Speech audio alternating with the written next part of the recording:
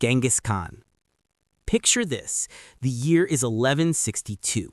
Deep in the rugged plains of Mongolia, a boy named Temujin is born into a world of warring tribes. His father's poisoned when Temujin's around 9, his family left abandoned to starve. Most people would have vanished from history right there, but not him. He learned early that loyalty can break faster than a bone, and that fear is the most reliable ally. Over the next decades, Temujin unites dozens of rival clans by force, charisma, and raw strategy. By 1206, he takes a new title, Genghis Khan, Universal Ruler. What follows is nothing short of a storm. His armies became the fastest and most lethal force on Earth, riders covering up to 100 miles a day, moving like ghosts across deserts and ice.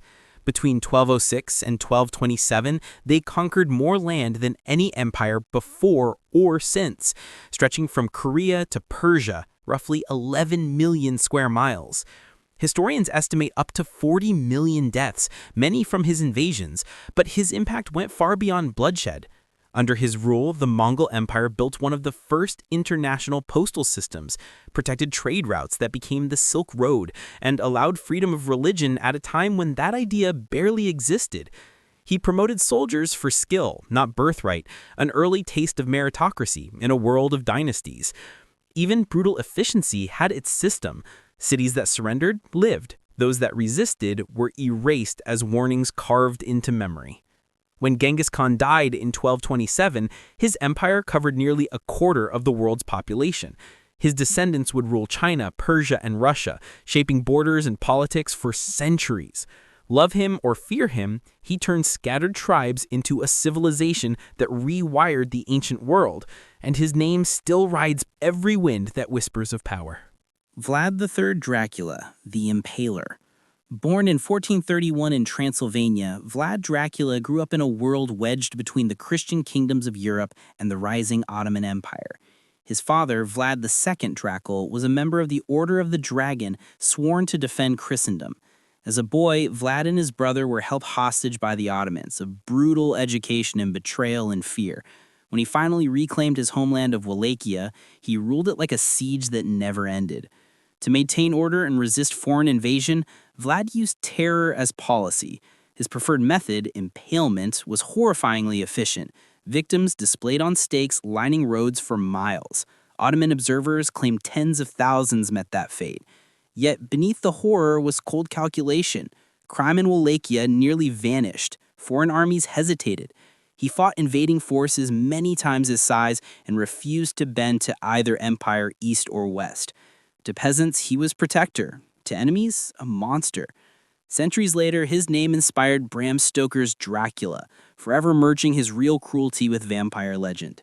History remembers him both as a patriot who saved his people and as the man who turned terror into governance, a ruler whose name still chills half a millennium later. Ivan IV, Ivan the Terrible. Born in 1530, Ivan Vasilievich became Grand Prince of Moscow at just 3. Orphans shaped their world through control, and control would define him.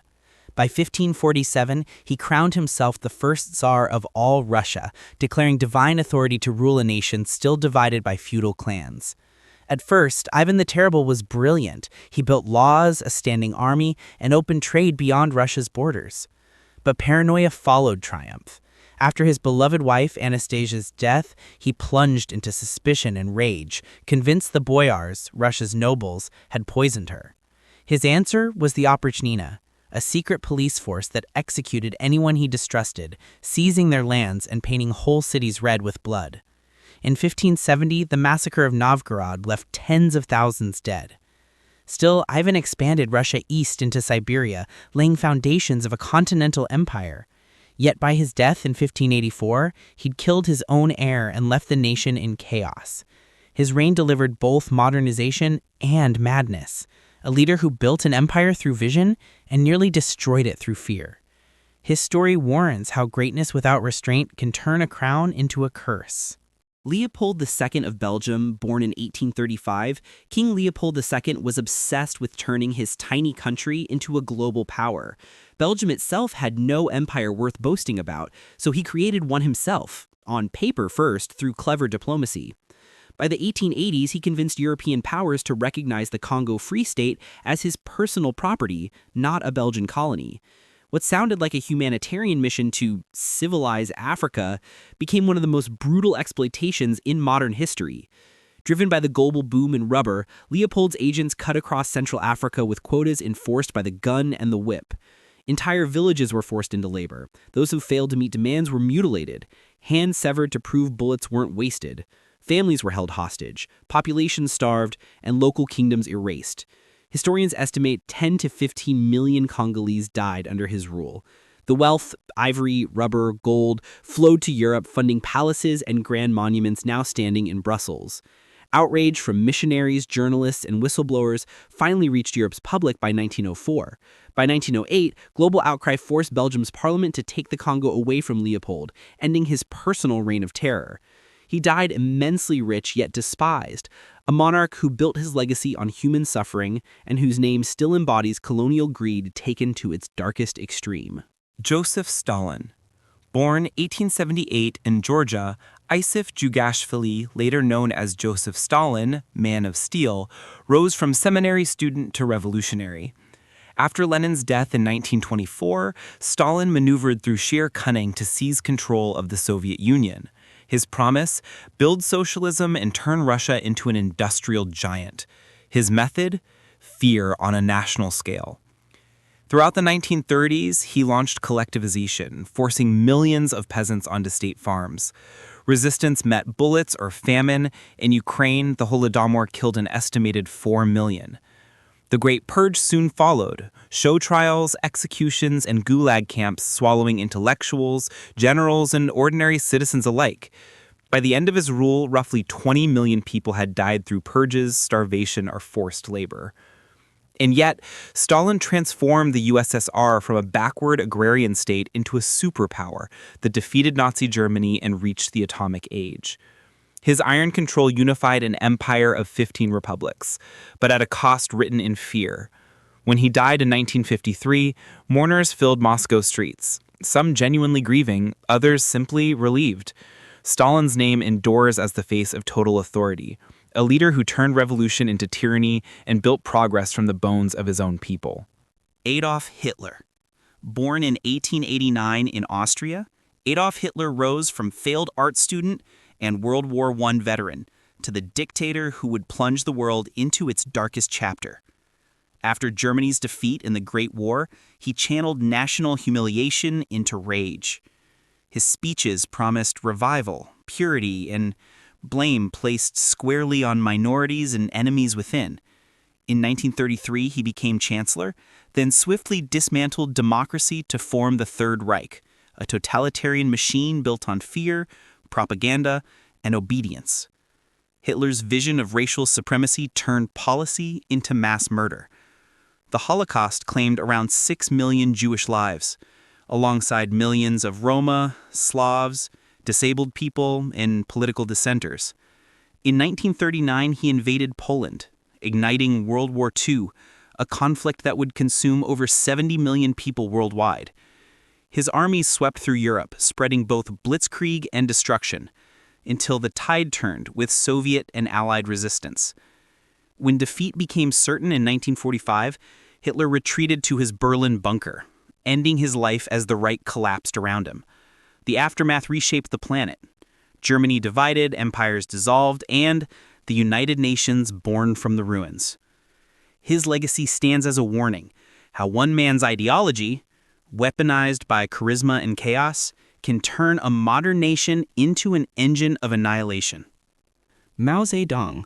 Born in 1893 to a peasant family in Hunan, Mao Zedong climbed from librarian to revolutionary leader, helping found the Chinese Communist Party in 1921. After decades of civil war and the 1937 invasion by Japan, Mao's forces emerged victorious, declaring the People's Republic of China in 1949. His promise? Equality, unity, and freedom from imperial control. His method? Ideological transformation at any cost. In 1958, he launched the Great Leap Forward, aimed at turning China into an industrial superpower overnight. Villages melted down cooking pots to make steel, harvests were falsified, famine followed. Up to 30 million people died from starvation and labor. A few years later came the Cultural Revolution, a purge to cleanse society of old ideas, where millions were humiliated, imprisoned, or killed, and a generation grew up in chaos. Yet, Mao also unified a fragmented nation, doubled literacy, and made China a global power. He saw himself as the voice of the masses, though his belief in perpetual revolution devoured the very people he sought to uplift. When he died in 1976, China mourned the man who liberated and devastated it simultaneously, a ruler whose faith and ideology turned hope into tragedy on a monumental scale. Pol Pot, born in 1925 as Salath Sar, the man who would become Pol Pot studied in Paris, where radical Marxist ideas captured his imagination. Returning to Cambodia, he led the Khmer Rouge, promising to build an agrarian utopia free from Western influence and social inequality. When his forces seized Phnom Penh in 1975, he declared Year Zero, all modern society to be erased and the nation reborn. Cities were emptied overnight. Doctors, teachers, and anyone educated were forced into the countryside to farm rice with hand tools. Families were separated, religion banned, money abolished. In just 4 years, his regime executed or starved to death roughly 2 million people, about a quarter of Cambodia's population. Torture centers like Tuol Sleng exposed how ideology had replaced humanity. In 1979, Vietnam invaded, toppling Pol Pot's government, but he fled into the jungle and led a guerrilla movement for decades. He died in exile in 1998 before ever facing trial. His attempt to build paradise created one of the 20th century's purest nightmares, a revolution that destroyed the very people it claimed to set free. Saddam Hussein. Born 1937 in Tikrit, Saddam Hussein rose from poverty within Iraq's Ba'ath Party, mastering politics as ruthlessly as warfare. By 1979, he seized absolute power, ruling through secret police, propaganda, and blood. He rewarded loyalty with wealth and crushed opposition with terror. Assassination plots often ended with whole families wiped out. Seeking dominance beyond Iraq's borders, Saddam invaded Iran in 1980, beginning a brutal 8-year war that killed over 1 million people. His forces used chemical weapons, and he even gassed Kurdish civilians in Halabja. Yet Western nations alternated between supporting and condemning him, seeing him as both threat and barrier to extremism. In 1990, he invaded Kuwait, triggering the Gulf War and years of sanctions that crippled Iraq's economy. When the U.S.-led invasion toppled his regime in 2003, Saddam was captured hiding near his hometown. Tried and convicted for crimes against humanity, he was executed in 2006. To some Iraqis, he had kept order. To most, he embodied fear itself, a ruler who mistook terror for strength and left his nation fractured for generations. Kim Il-sung and Kim Jong-il. After World War II, Korea split in two, and in 1948, Kim Il-sung, a Soviet-backed guerrilla fighter, founded the Democratic People's Republic of Korea in the north. He promised independence and equality, but quickly built a one-man state. Portraits of Kim filled every home, praise became mandatory, dissent was death. In 1950, he launched the Korean War, devastating the peninsula and leaving millions dead. After his death in 1994, his son Kim Jong-il inherited power, a dynastic transfer rare in communism. He expanded the family cult into a religion of loyalty. While citizens endured famines in the 1990s that killed up to 3 million, elites basked in luxury. Surveillance became total. Neighbors reporting on neighbors, children repeating state slogans before breakfast. Both men weaponized isolation. Their regime built nuclear ambitions and controlled thought itself through propaganda and fear. Even decades later, their faces still dominate every street and classroom in North Korea. The dynasty they forged endures as one of the last absolute dictatorships on earth, a nation built on devotion, enforced by starvation and silence. Idi Amin. Born around 1925 in Koboko, in what was then British-ruled Uganda, Idi Amin rose from soldier to strongman through charm and sheer physical presence. Standing nearly 2 meters tall and decorated as a champion boxer, he joined the King's African Rifles of the British Army and climbed the ranks with a mix of boldness and savagery. After independence, Amin became army commander, then seized power in a 1971 coup while President Milton Obote was abroad. At first, he played the amiable populist in uniform, laughing with villagers, dancing on camera. Beneath that smile, terror spread fast. He expelled Uganda's Asian minority, about 80,000 people, destroying the economy. He executed political rivals, students, clergy, and whole ethnic groups he distrusted. Human rights groups later estimated 100 to 500,000 deaths during his 8-year rule. His titles grew as inflated as his ego: Conqueror of the British Empire, King of Scotland, even Lord of all the Beasts. Paranoia consumed him. By 1979, after invading Tanzania and losing, Amin's forces collapsed. He fled first to Libya, then Saudi Arabia, where he lived comfortably in exile until his death in 2003. To history, he remains a symbol of charismatic brutality, a dictator who turned a nation into a theater of fear and absurdity in equal measure. Mengistu Haile Mariam. Born 1937 in southern Ethiopia, Mengistu Haile Mariam came from a modest background and rose through the army as Emperor Haile Selassie's regime weakened. In 1974, amid famine and unrest, he led a military committee, the Derg, that toppled the monarchy.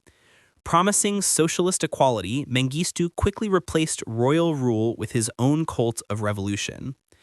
Inspired by Marx and Lenin, he launched the Red Terror in 1977 to eliminate opponents. Security forces filled prisons. Executions became public lessons. Victims' bodies were left in the streets with placards reading "Counter-Revolutionary." Within a few years, tens of thousands were killed or disappeared.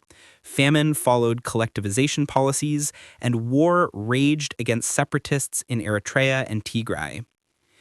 Backed by the Soviet Union, Mengistu portrayed himself as Africa's socialist titan, while his country bled. When rebels advanced in 1991, he fled to Zimbabwe, where he still lives under protection despite a death sentence in absentia.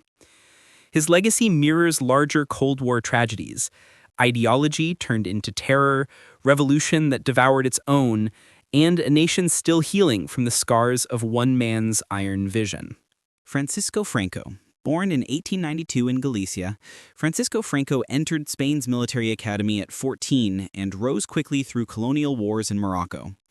A strict, calculating officer, he became a national figure during a time of chaos, class conflict, radical politics, and a crumbling monarchy. In 1936, when a left-wing government threatened conservative power, Franco joined a military uprising that ignited the Spanish Civil War. For 3 brutal years, he battled Republicans supported by Soviet forces and international volunteers. By 1939, with help from Hitler and Mussolini, Franco's nationalists won. He consolidated power as caudillo, ruling Spain through fear and censorship for nearly 4 decades.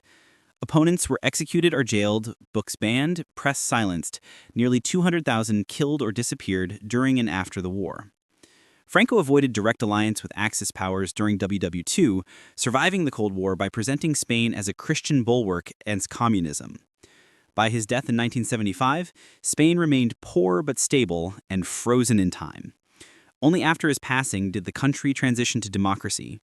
Franco's name still divides Spain: war hero to some, oppressor to most, a man who silenced a nation to keep it peaceful. Benito Mussolini. Born 1883 in northern Italy, Benito Mussolini began as a socialist firebrand before reinventing himself as the prophet of fascism. After World War I left Italy humiliated and restless, he promised strength and unity through one leader, one party, one vision. In 1922, his black shirts marched on Rome. The king, fearing civil war, invited him to form a government. Mussolini soon dismantled democracy, built a cult of personality, and staged colossal rallies to project divine authority. He turned expansion into theater, invading Ethiopia in 1935 with poison gas and colonial atrocities, then aligning with Hitler as the Axis. During World War II, Italian forces stumbled through Greece and North Africa. Support evaporated as defeat mounted. By 1943, Mussolini was deposed, rescued by Germany, then hunted again when Italy fell. Captured in 1945 while fleeing in disguise, he was executed by partisans. Mussolini pioneered the modern dictator's playbook: spectacle, propaganda, and emotion over truth. He called himself Il Duce, but his own creation consumed him, proving that when politics becomes performance, reality ends in ruin. Augusto Pinochet. Born 1915 in Valparaiso, Augusto Pinochet was a career soldier who rose quietly through Chile's ranks. In 1973, amid Cold War tension and economic crisis, he led a coup backed by the United States against elected socialist president Salvador Allende. Within hours of seizing power, Allende laid bed and Chile's democracy was gone. Pinochet rolled through a military junta that blended bureaucratic order with terror. Political parties were banned. Thousands of opponents disappeared. Stadiums became prisons. Torture centers dotted the country. Economic reforms crafted with foreign advisors slashed inflation but widened inequality. For supporters, he saved Chile from communism. For victims, he created one of Latin America's darkest nightmares. By 1990, global pressure forced him to step down, though he remained army chief and later senator, shielded by self-written immunity laws. Detained in London in 1998 on human rights charges, he returned home for trial but died in 2006 before sentencing. His legacy remains bitterly split. Architect of Chile's modernization to some, symbol of state terror to the rest.